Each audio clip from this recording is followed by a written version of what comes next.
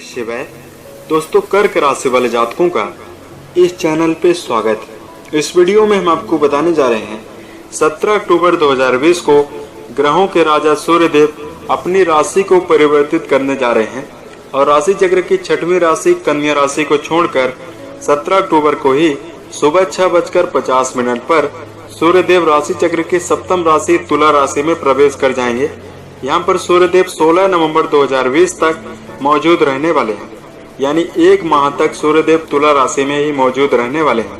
तो इस समयावधि में कैसे स्थितियों का निर्माण कर्क राशि वाले जातकों के जीवन में सूर्यदेव करते हुए नजर आएंगे, इस वीडियो में आप जान पाएंगे। तो देखिए, वैदिक ज्योतिष में सूर्यदेव को बहुत ही महत्वपूर्ण और बहुत खास ग्रह कहा गया है। सूर्यदेव को सभी ग्रहों में राजा का दर्जा प्राप्त है और इनको काल पुरुष की आत्मा भी कहा गया है। पिता, सरकारी क्षेत्र और मान सम्मान का सीधा संबंध सूर्यदेव से होता है।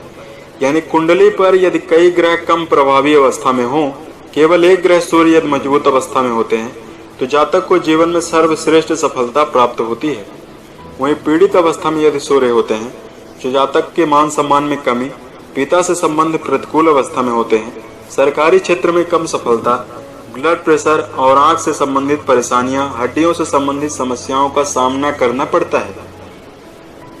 मेष राशि सूर्यदेव की उच्च राशि होती है और जिस राशि में प्रवेश करने जा रहे हैं यहाँ पर सूर्यदेव की नीच राशि मानी गई है। तो सूर्यदेव 1 महीने तक नीच अवस्था में भ्रमण करने वाले हैं। सूर्यदेव यदि मजबूत अवस्था में होते हैं तो जातक का मनोबल बढ़ा हुआ रहता है, साथ में सम्मान की प्राप्ति निरंतर होती है। आइए जानते हैं कर्क राशि के ऊपर इस गोचर का कैसा प्रभाव पड़ने जा रहा है।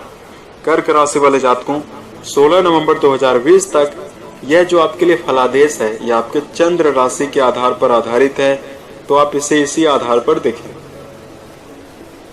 देखिए, कर्क राशि वाले जातकों, आपके द्वितीय हाउस के सूर्यदेव स्वामी माने गए, लेकिन सूर्यदेव का गोचर चतुर्थ भाव में होने जा रहा है। चतुर्थ भाव से माता, सुख, वाहन, प्रॉपर्टी, ये सारी चीजें देखने के लिए मिलती है। कर्क राशि वाले जातकों को सूर्य गोचर का मिला जुला परिणाम प्राप्त होने वाला है। हालांकि इस समयावधि में पेशेवर जिंदगी में आपके संसाधनों में वृद्धि होती हुई नजर आएगी। कुंडली पर यदि मजबूत अवस्था में सूर्य हैं तो इस समयावधि में आपकी कार्य क्षमता काफी ज्यादा बढ़ती हुई नजर आएगी। आप जीवन में कैरियर की दिशा में कई सफलदायी स्थितियों का निर्माण करते हुए भी नजर आएंगे। यहाँ पर जो कर्क राशि के जातक हैं उनका मनोबल काफी ज्यादा बढ़ा हुआ रहेगा, लेकिन यदि पीड़ित सूर्य के होने पर जीवन में कई क्षेत्र में आपको प्रतिकूल स्थितियों का सामना करना पड़ सकता है। यदि सूर्य कमजोर होंगे तो मन में तनाव की स्थिति बार बार उत्पन्न होगी, मन में क्रोध की स्थिति बार बार उत्पन्न होगी। इससे कार्य क्षेत्र पर असर पड़ने वाला है। चूंकि चतुर्थ भाव में सूर्यदेव का गोचर होने जा रहा है तो इस समयावधि में आपके माता जी के स्वास्थ्य में भी संभावनाएं जो हैं वो खराब हो सकती हैं। स्वास्थ्य खराब होने की संभावना बन सकती है। प्रॉपर्टी से जुड़े हुए चीजों पर लेन देन करते समय आपको सावधान होकर चलने की आवश्यकता होगी। धन का यदि आप कहीं निवेश कर रहे हैं, कहीं व्यय कर रहे हैं तो सोच समझ कर ही करें। स्वास्थ्य की दिशा में अगर बात की जाए तो व्यस्त दिनचर्या के कारण या ज्यादा कार्यरत होने के कारण आपके स्वास्थ्य पर भी प्रतिकूल प्रभाव पड़ सकता है। सूर्यदेव के पीड़ित प्रभाव यदि कुंडली पर पीड़ित अवस्था में सूर्य होंगे तो स्वास्थ्य की दिशा में आंख से संबंधित समस्या उत्पन्न हो सकती है। वहीं आपको इस समयावधि में प्रत्येक दिन अपनी सोने जागने की आदत पर नियंत्रण रखकर चलने की आवश्यकता होगी। स्वास्थ्य की दिशा में आपको ऐसे भोज्य पदार्थ, मिनरल वाले भोज्य पदार्थों का ज्यादा सेवन करने की आवश्यकता है। साथ में इस समयावधि में जो कर्क राशि के जातक हैं, मानसिक रूप से भी यदि आप अस्वस्थ हैं तो पर्याप्त रूप से 7 से 8 घंटे आपको नींद लेना अनुकूल रहने वाला है। जीवन में सूर्य नमस्कार यदि आप करते हैं, स्वास्थ्य की दिशा में स्थितियां काफी श्रेष्ठ बनेगी। सूर्योदय के पूर्व यदि आप सोकर उठ जाते हैं और एक्सरसाइज करते हैं, इससे आपके जीवन में आपका स्वास्थ्य काफी फिट रहने वाला है। हालांकि जो यह सूर्य गोचर है आपके स्वास्थ्य की दिशा में ज्यादा प्रतिकूल प्रभाव नहीं देने वाला है। इस समयावधि में जो कर्क राशि के जातक हैं, पारिवारिक जीवन में अगर बात की जाए तो परिवार में धार्मिक कार्यों का आयोजन हो सकता है। इससे मन में श्रेष्ठ स्थितियां देखने के लिए मिलेगी, लेकिन परिवार के किसी सदस्य से कहा सुनी की भी संभावना उत्पन्न हो रही है। यहाँ पर आपको क्रोध पर नियंत्रण जरूर रखना चाहिए। आइए जानते हैं सूर्य गोचर के फलस्वरूप आप कुछ खास उपाय कर सकते हैं। इससे स्थितियां काफी श्रेष्ठ और शुभ बनती हुई जीवन में दिखाई देंगी।